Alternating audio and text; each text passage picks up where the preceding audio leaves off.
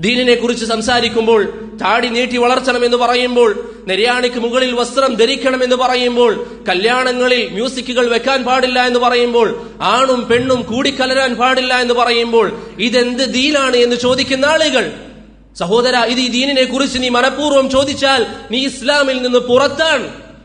ഇത് അള്ളാഹുവിന്റെ ദീനാണ്, ഇത് അള്ളാഹുവിന്റെ ദീനാണ്. അതല്ല എങ്കിൽ ചില ആളുകൾ പറയുന്നത് കേൾക്കാം, ഈ ദീൻ അന്നത്തെ കാലഘട്ടത്തിലൊക്കെ പറ്റും, ഇന്ന് ഇതൊന്നും പ്രാവർത്തികമാക്കാൻ പറ്റില്ല എന്ന് പറഞ്ഞാൽ നീ പറയുന്നതിന്റെ അർത്ഥം എന്താ? അള്ളാഹുവിന്റെ ദീൻ എല്ലാ കാലത്തിനും യോജിച്ചതല്ല എന്ന്. അത് കുഫറാണ്. തമാശക്ക് പോലും അത്തരത്തിലുള്ള വാക്കുകൾ നിന്റെ നാവിൽ നിന്ന് വന്നുകൂടാ. അതുകൊണ്ട് സഹോദരങ്ങളെ, തൗഹീദിന്റെ വിഷയത്തിൽ നമുക്ക് ശ്രദ്ധയുണ്ടാകണം. അള്ളാഹുവിന്റെ ദീനിനെ നാം ബഹുമാനിക്കുക, അള്ളാഹുവെ നാം ബഹുമാനിക്കുക, അവന് കൊടുക്കേണ്ട സ്ഥാനം നാം കൊടുക്കുക. ഒരു കാരണവശാലും ഇസ്ലാമിനെ പരിഹസിക്കുന്ന, ഇസ്ലാമിന്റെ ചിഹ്നങ്ങളെ പരിഹസിക്കുന്ന ഒരു സംസാരം പോലും നമുക്കിടയിൽ ഉണ്ടായിക്കൂടാ. ആ നിർബന്ധം നമുക്കുണ്ടാകണം.